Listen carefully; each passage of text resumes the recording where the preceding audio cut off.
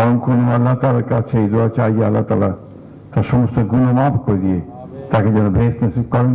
আবার রাজনীতিবিদ হিসাবে একজন সফল রাজনীতিবিদ ছিলেন, অস্থায়ী রাষ্ট্রপতি এবং সংসদের স্পিকার হিসেবে তিনি গুরুদায়িত্ব পালন করেছেন।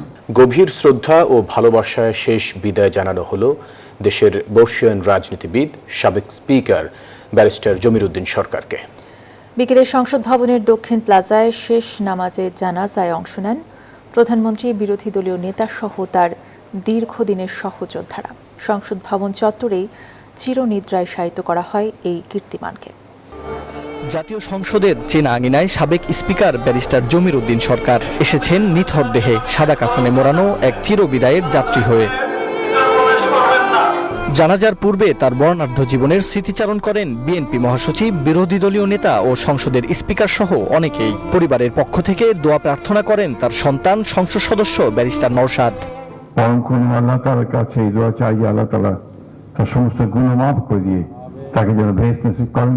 আবার রাজনীতিবিদ হিসাবে একজন সফল রাজনীতিবিদ ছিলেন, অস্থায়ী রাষ্ট্রপতি এবং সংসদের স্পিকার হিসেবে তিনি গুরুদায়িত্ব পালন করেছেন।